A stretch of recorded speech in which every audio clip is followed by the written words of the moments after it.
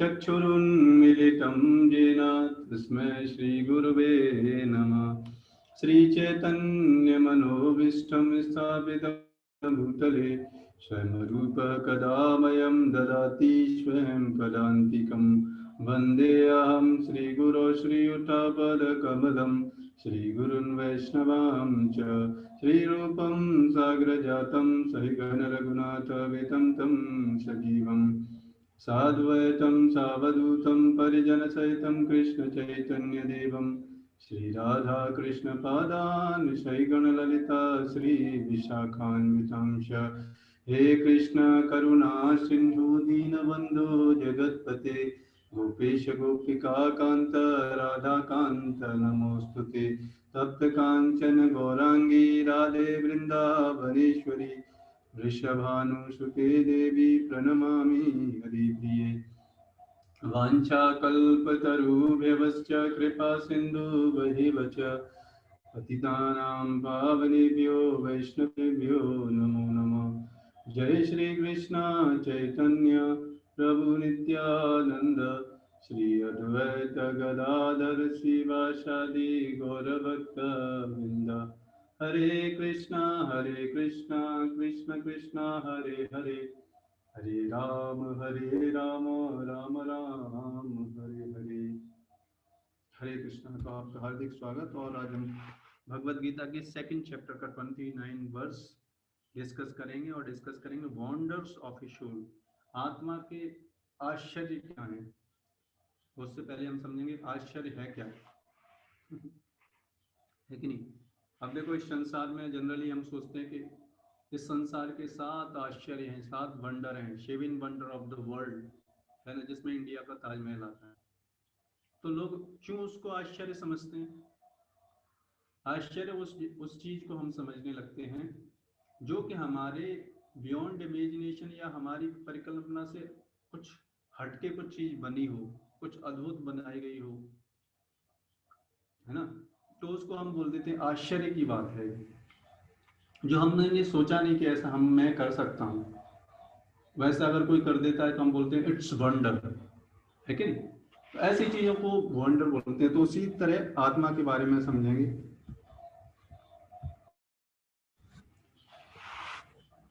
आश्चर्यवत् पश्यति कश्चिदेन माश्चर्यवद् तथैव चान्यः आश्चर्यवच्चैनमन्यः शृणोति श्रुत्वाप्येनं वेद न चैव कश्चित्। इसमें भगवान क्या बता रहे हैं? कोई आत्मा को आश्चर्य से देखता है? कोई आत्मा को आश्चर्य से देखता है, दिखती नहीं लेकिन फिर भी वो आश्चर्य से देखता है। कोई इसे आश्चर्य की तरह बताता है तथा कोई इसे आश्चर्य की तरह सुनता है, किंतु कोई इसके विषय में सुनकर भी कुछ नहीं समझ पाते, है ना। तो बहुत सारे लोग आत्मा के बारे में कुछ बताते हैं, कुछ आश्चर्य रहते हैं, लेकिन आत्मा के बारे में रियलिटी भगवान बता रहे हैं, वो अगर समझ जाए तो हमारा जीवन सफल हो सकता है। और परपट में क्या बताया जा रहा है? चूंकि गीतोपनिषद उपनिषदों के सिद्धांत पर आधारित है। मतलब ये गीता है, एक उपनिषद है। गीता सारे उपनिषदों का एसेंस है। अतः कठोपनिषद के फर्स्ट पार्ट के सेकंड चैप्टर के 7th वर्ष में क्या कहा गया है? इस श्लोक का होना कोई आश्चर्य नहीं है।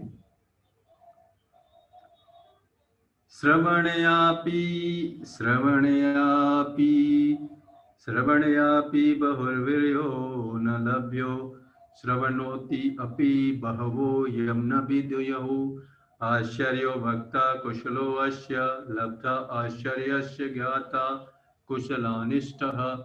मतलब इसी तरीके का श्लोक कठोपनिषद में भी दिया गया है। विशाल पशु, विशाल वटवृक्ष तथा 1 इंच स्थानों में लाखों करोड़ों की संख्या में उपस्थित सूक्ष्म कीटाणुओं के भीतर अणु आत्मा की उपस्थिति निश्चित रूप से आश्चर्यजनक है। आप देखो आश्चर्यजनक क्यों है, इसका रीजन बताया जा रहा है। आप देखो छोटे से छोटे बैक्टीरिया में भी वही आत्मा काम कर रहा है, वही आत्मा। इतने बड़े से बड़े शरीर, हाथी के शरीर में भी वही छोटा सा पार्टिकल आत्मा का कितना शक्तिशाली काम कर रहा है? और आप देखो बरगद का पेड़ कितना बड़ा होता है, लेकिन उसमें भी आत्मा है, छोटी सी आत्मा है। तो कहने का मतलब है कि ये छोटी सी छोटी आत्मा, अगर देखें इस संसार में कितनी बड़ी बड़ी स्पीसीज हैं, शेर भालू देखो कितनी बड़ी बड़ी खतरनाक खतरनाक और छोटे से छोटे जीवाणु में भी क्या है, आत्मा है। इसलिए ये आश्चर्य की बात है, छोटे से छोटे जीव में भी आत्मा कितनी छोटी, और बड़े से बड़े में भी, और लेकिन पावर देखो कितनी है। तो इसके कारण क्या है, इसकी उपस्थिति निश्चित रूप से आश्चर्यजनक है। अब देखो वर्ल्ड के 7 वंडर्स किसी जीवात्मा ही नहीं तो बनाए हैं किसी जीवात्मा नहीं तो कंस्ट्रक्ट कराए हैं, जीवात्मा नहीं तो डिजाइन किया है कि नहीं? तो आप सोचिए कि एक छोटी सी जीवात्मा कितना, हम केवल इस विश्व के 7 वंडर्स को ही जानते हैं, लेकिन इसको बनाने वाले आत्मा कितनी आश्चर्यजनक है, और आत्मा को भी क्रिएट करने वाला, आत्मा जिससे आई वो जिनका आंसर, वो कितना आश्चर्य की बात है कि नहीं? अल्पज्ञ तथा दुराचारी व्यक्ति अणु आत्मा के स्फुलिंग के चमत्कारों को नहीं समझ पाते, भले ही उसे बड़े से बड़ा ज्ञानी जिसने विश्व के प्रथम प्राणी ब्रह्मा को भी शिक्षा दी हो क्यों न समझाए। वस्तुओं के स्थूल भौतिक बोध के कारण इस युग के अधिकांश व्यक्ति इसकी कल्पना नहीं कर सकते कि इतना सूक्ष्म कण किस प्रकार इतना विराट तथा लघु बन सकता है। अतः लोग आत्मा को उसकी संरचना या उसके विवरण के आधार पर ही आश्चर्य से देखते हैं। तो आजकल तो बहुत सारे के सारे लोग क्या हैं, भौतिक ज्ञान के आधार पर, जो लोग भौतिक ज्ञान के अधिकांश व्यक्ति इसकी कल्पना भी नहीं कर पाते कि इतने से छोटे से छोटे जीव में और इतने से बड़े जीव में ये आत्मा कैसे है, कितनी पावरफुल है। आप सोचो आत्मा की, मतलब जैसे शरीर में डाल दोगे वैसी शक्ति उसकी हो जाएगी है? जैसे आप देखोगे इलेक्ट्रिसिटी है, इलेक्ट्रिसिटी को डिफरेंट इंस्ट्रूमेंट में डाल दो तो डिफरेंट पावरफुल काम करती है कि नहीं? उसी तरीके से ये आत्मा, इसलिए ये आश्चर्य की बात है। इंद्रिय तृप्ति की बातों में फंसकर लोग भौतिक शक्ति अर्थात माया से इस तरह मोहित होते हैं कि उनके पास आत्मज्ञान को समझने का अवसर ही नहीं रहता। यह तथ्य है। देखो अब यहाँ पे समझना बहुत इंपॉर्टेंट है। अगर कोई व्यक्ति जो कि आत्मा के बारे में नहीं समझ पा रहा या उसकी समझ में नहीं आ रहा, तो जरूर न जरूर कहीं ना कहीं वो भौतिक चीजों से आ सकता है, इसकी वजह से नहीं समझ में आ रहा।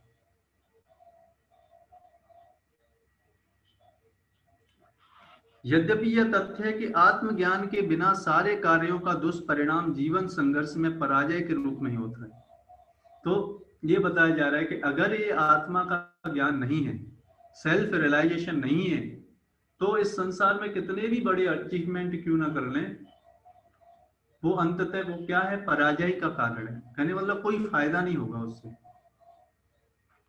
यानी क्यों फायदा नहीं होगा, क्योंकि जिस पर्पस के लिए जीवन मिला है वो अचीव ही नहीं हुआ है कि नहीं? इसलिए शास्त्रों में बताया गया कि श्रम एव हि केवलम, है कि नहीं? आप देखो कोई भी प्रोजेक्ट है और वो जिसका जो एम है, जिस एम के लिए जो प्रोजेक्ट बनाया गया है, उस प्रोजेक्ट में आप 6 घंटों काम करते रहो, लेकिन उसका एम फुलफिल नहीं हो रहा तो श्रम एव केवलम ही होगा। उसी तरीके से ये मानव शरीर है, जब तक हम सेल्फ रियलाइज्ड नहीं होते तब तक कुछ भी अच्छा कर लें इस संसार में, वो क्या होगा, पराजय के रूप में ही होता है। संभवतः उन्हें इसका कोई अनुमान नहीं होता कि मनुष्य को आत्मा के विषय में चिंतन करना चाहिए और दुखों का हल खोज निकालना चाहिए। अब सबसे बड़ी समस्या तो यह है कि लोगों को पता ही नहीं कि ये दुखी हैं हम, है कि नहीं? अब देखो, कोई मान लो कोई व्यक्ति है ना, जैसे मान लो कोई व्यक्ति शराब पी के नाली में गिर गया, है कि नहीं, ड्रेन नाले में गिर गया, उससे वो बोलेगा कि, और उससे बोले जाए देखो तुम इस नाले में क्यों गिरे पड़े हो, है नहीं, तुम इस कितने कष्ट में हो, इस नाले में से निकलो, तो उसे कोई फर्क नहीं पड़ने वाला, उसे उस नाले में ही आनंद आ रहा होगा। है नहीं?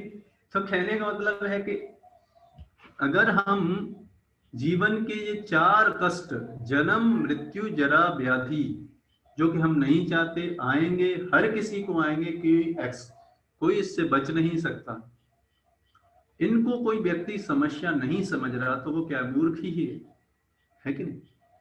जिस तरीके से वो नाली में पड़ा हुआ व्यक्ति ये नहीं समझ रहा कि नाली में पड़ा होना कष्ट है, उसी तरीके से हमें संसार में जन्म मृत्यु जरा व्याधि 4 कष्टों से, birth old age disease and death, ये कष्ट, इनसे इनको अगर हम समस्या नहीं मान रहे, इनको हम कष्ट नहीं मान रहे, तो इसका मतलब हम बुद्धिमान नहीं है, वास्तव में हम मूर्ख हैं। क्यों? क्योंकि मनुष्य जीवन का क्या है, इन समस्याओं से समाधान ढूंढना, है कि नहीं? जानवर का कार्य नहीं है, जानवर इसके लिए नहीं, जानवर तो केवल एक पर्टिकुलर अपनी इच्छा को फुलफिल करने के लिए बनाया गया, और एक पर्टिकुलर उसके उसके जीवन के बाद उसको एक हायर शरीर मिलेगा। लेकिन मानव जीवन में क्या है, मानव जीवन में इसलिए वहां पर उनका कोई पर्टिकुलर ही उद्देश्य है उनका, लेकिन मानव जीवन में ऐसा नहीं है। मानव जीवन में क्या, आप जैसा कार्य करोगे वैसा नेक्स्ट लाइफ मिलने वाली, ये डिफरेंस है मनुष्य और जानवरों में। इसलिए हमको ये बताया जाता है, इसलिए शास्त्रों में ये बताया जाता है कि हमको सेल्फ रियलाइज्ड व्यक्ति बनना चाहिए। संभवतः उन्हें इसका कोई अनुमान नहीं होता कि मनुष्य को आत्मा के विषय में चिंतन करना चाहिए और दुखों निकाल लेना चाहिए, और सारे दुखों का कारण बस यही है कि हम अपने को ये शरीर मान रहे हैं। बस ये छोटी सी चीज व्यक्ति की समझ में आ जाए, वो इस संसार की सारी समस्याओं को समाधान कर सकता है। और नहीं तो चाहे जीवन भर कितना भी प्रयास कर ले, चाहे इस संसार की कितनी भी बड़ी से बड़ी उपलब्धि हासिल कर ले, लेकिन वो इन समस्याओं का समाधान नहीं कर पाएगा। ऐसे थोड़े से लोग जो आत्मा के विषय में सुनने के इच्छुक हैं, अच्छी संगति पाकर भाषण सुनते हैं, किंतु कभी कभी अज्ञानवश वे परमात्मा तथा अणु आत्मा को एक समझ बैठते हैं। अब क्या, कुछ लोग भाग्यशाली लोग होते हैं, थोड़ा आत्मा के बारे में समझना चाहते हैं, और इस प्रवचनों या फिर कोई एजुकेशन जहाँ पे मिल रहा है, जैसे ये अभी जूम क्लासेस से समझने का प्रयास करते हैं, और लेकिन अगर अच्छी तरह नहीं समझ पाते तो गलत धारणा क्या बन जाती है कि आत्मा और परमात्मा एक ही है, मैं परमात्मा में भगवान बन जाऊंगा, ऐसी गलत अंडरस्टैंडिंग डेवलप हो जाती है। लेकिन ऐसा नहीं है, आत्मा अलग है, परमात्मा का एग्जिस्टेंस अलग है। कभी आत्मा परमात्मा भगवान नहीं बन सकता, ये शास्त्रों में बताया गया। ऐसा व्यक्ति खोज पाना कठिन है जो परमात्मा अणु आत्मा उनके पृथक पृथक कार्यों तथा संबंधों, मतलब इस संसार में ऐसा व्यक्ति जो कि भगवान की सही स्थिति के बारे में और अपने बारे में और उनके आपस में संबंध क्या है, इस चीज को समझने वाले लोगों की संख्या इस संसार में बहुत रेयर है। अगर 100% में से लगभग 0.00 समथिंग है नहीं, कुछ लोग ही मिल जाएंगे आपको, बस इससे ज्यादा नहीं मिलेंगे पूरे विश्व में। एवं अन्य विस्तारों को सही ढंग से समझ सकें, मतलब भगवान के बारे में ज्ञान, अपने बारे में ज्ञान और उनका आपस में संबंध, इसका ज्ञान एग्जैक्टली क्या है, ये किसी को इस संसार में बड़ा रेयर है ऐसा व्यक्ति अगर मिले। इससे अधिक कठिन है ऐसा व्यक्ति खोज पाना जिसने आत्मा के ज्ञान से पूरा पूरा लाभ उठाया हो, और इससे भी कठिन क्या है, ऐसा व्यक्ति जिसने ये ज्ञान रियलाइज कर लिया। है ना। इसलिए आप देखो भगवान ने भगवत गीता में क्या बोला, बहुनाम जन्म नाम अंते, मतलब बहुत करोड़ों करोड़ों जन्मों के बाद कोई व्यक्ति इस भगवान और सेल्फ रियलाइजेशन के बारे में विचार करता है, और ऐसे विचार बहुनाम जन्म नाम अंते ज्ञानवान वाम प्रपद्यते, और ऐसा ज्ञान प्राप्त करने की प्रयास करने वालों में से भी करोड़ों करोड़ों लोगों में से कोई एक व्यक्ति रेयर होगा जो इस विषय को समझ पाएगा, और ऐसे करोड़ों करोड़ों समझने वालों में से कोई एक ऐसा व्यक्ति होगा जो ये समझ पाएगा कि भगवान कृष्ण परम भगवान है, उनकी सेवा करना हमारे जीवन का उद्देश्य है, मतलब ये ज्ञान रियलाइज होगा उसे। ऐसा व्यक्ति वासुदेव सर्वमिति स महात्मा सुदुर्लभ, ऐसा व्यक्ति इस संसार में सुदुर्लभ, दुर्लभ नहीं सुदुर्लभ, सु मतलब बहुत बहुत दुर्लभ है। तो ऐसा व्यक्ति अगर ऐसा व्यक्ति किसी को मिल जाता है तो बड़ा आसानी से वो व्यक्ति, दूसरा व्यक्ति भी आसानी से वो यहां तक पहुंच सकता है, अगर वो इच्छा करे तो, है कि नहीं? अगर डॉक्टर की बात माने तो, है नहीं, तो उसका जीवन सफल हो जाता है। इस आत्मज्ञान को समझने का सरलतम उपाय यह है, ये इस ज्ञान को समझने का देखो बिल्कुल सरल तरीका क्या है कि अन्य मतों से विचलित हुए बिना परम प्रमाण भगवान कृष्ण द्वारा कथित भगवत गीता के उपदेशों को ग्रहण कर लिया जाए। मतलब आप देखो इस संसार में आप किसी न किसी व्यक्ति पर विश्वास किए बिना रह नहीं सकते, है नहीं। तो इसलिए बताया जा रहा है कि जो भगवान कृष्ण भगवत गीता में शास्त्रों में जो ज्ञान दे रहे हैं उन मतों से हम कन्विंस हों, उन मतों पर विश्वास करें, तो बड़ा आसान है उस विषय तक पहुंचना। किंतु इसके लिए भी इस जन्म में या पिछले जन्मों में प्रचुर तपस्या की आवश्यकता होती है ना। तपस्या क्या, तभी कृष्ण को श्री भगवान, तपस्या मतलब कुछ मेहनत करनी पड़ेगी, कोई भी मेहनत करोगे तपस्या होगी, है कि नहीं, समय देना पड़ेगा, तभी कृष्ण को श्री भगवान के रूप में स्वीकार किया जा सकता है। पर कृष्ण को इस रूप में जानना शुद्ध भक्तों की अहेतुकी कृपा से ही होता है, अन्य किसी उपाय से नहीं, है ना। अगर भगवान का कोई विशुद्ध भक्त, शुद्ध भक्त मिल जाए और व्यक्ति उसकी सेवा करना प्रारंभ कर दे, तो ये ज्ञान, कुछ सेवा करने का मतलब है वो जो बता रहा है उसके अनुसार कार्य करना, इसको सेवा करना बोलते हैं। ये नहीं कि आपको जो अच्छा लग रहा है उसके हिसाब से उसको सेवा करना, इसको सेवा नहीं बोलते, है नहीं, उसको तो सेवा लेना होगा, है ना। अगर ये कोई व्यक्ति कर पाए जीवन में तो बड़ा आसान है उसके लिए, ये इतना कठिन जो करोड़ों करोड़ों जन्मों में नहीं समझा जा सकता, वो कुछ ही समय में समझा जा सकता है। तब फिर क्या होगा, तब समझ जाएंगे, तब ऐसा धाम भगवान का जहां पर भगवान रह रहे हैं वो हमारा इंतजार कर रहा है। वो धाम कैसा है, ये भागवतम के इस सीरीज में तीसरे स्कंद के 15वें अध्याय के 30वें श्लोक में बताया जा रहा है, क्या, यन् विरजन्त्यज्ञ विधो रचनानुवादा शृण्वन्ति ये अन्य विषया कुकथावदिनीः यास्तु श्रुताः तव ज्ञानिविरात सारा स्तां तञ्क्षिपत्य शरणेषु तमःशुहन्त। क्या बताया जा रहा है, यह अतीव शोचनीय है कि अभागे लोग वैकुंठ लोकों के विषय में चर्चा नहीं करते हैं। मतलब ऐसा धाम जहां पर हम शाश्वत रह सकते हैं, ऐसे धाम के बारे में लोग चर्चा नहीं करते। और इस संसार के लोगों के डिफरेंट प्लेस साइट सीन के बारे में अखबार भरे पड़े हैं, आप देखो उनके बारे में सुनते रहते हैं। अब तो ऐसे विषयों में लगे रहते हैं जो सुनने के लायक नहीं होते तथा मनुष्य की बुद्धि को संभ्रमित करते हैं। जो लोग वैकुंठों के प्रसंगों का त्याग करते हैं तथा भौतिक जगत की बातें चलाते हैं, वे अज्ञान के गहनतम अंधकार में फेंक दिए जाते हैं। क्यों फेंक दिए जाते हैं? क्योंकि वो जो सुनेंगे वैसी उनकी चेतना डेवलप होगी और वैसा ही सोचेंगे तो वैसा ही उनको जगह मिलेगा। यम यम वापि स्मरणम भावम यन्ते कलबरम, मतलब मृत्यु के समय जैसा जैसा विचार होगा वैसा वैसा शरीर नेक्स्ट हमको मिलेगा, है कि नहीं? इसलिए ये बताया जाता है कि भगवान के धाम, भगवान के भक्त और भगवान की लीलाओं के बारे में अगर हम जितना सुनेंगे उनके बारे में उतना चिंतन होगा, है कि नहीं?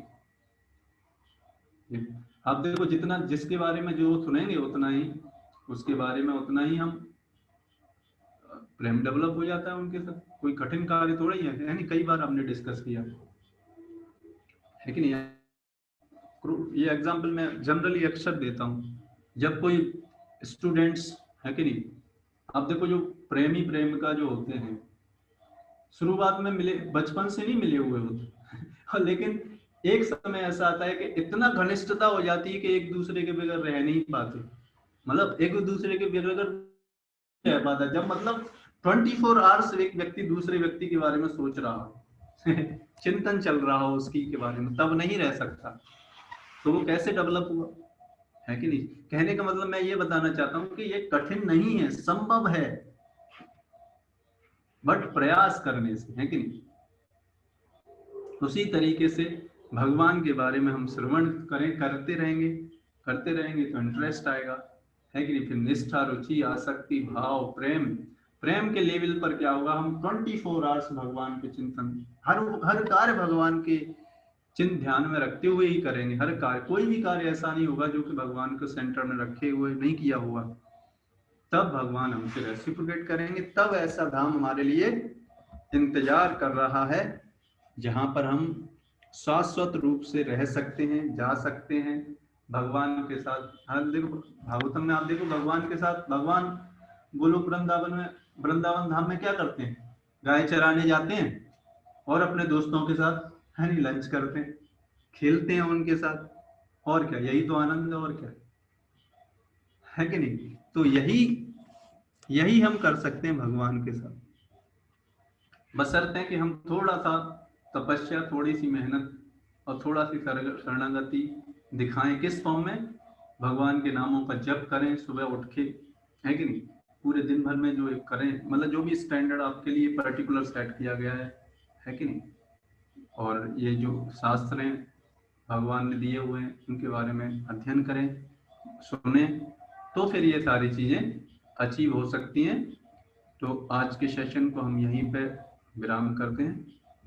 हरे, और भी जानना चाहते हैं तो हमारा ग्रुप है जर्नी ऑफ सेल्फ डिस्कवरी, उस पर आप ज्वाइन कर सकते हैं और भी इस तरीके के सेशंस में आने के लिए, फिर और पर्सनल गाइडेंस के लिए, उसमें और ज़्यादा आप समझ सकते हैं इन सारी चीज़ों से, है ना? तो इस तरीके से हम इसको, आज के सेशन को हम यहीं पे विराम देते हैं।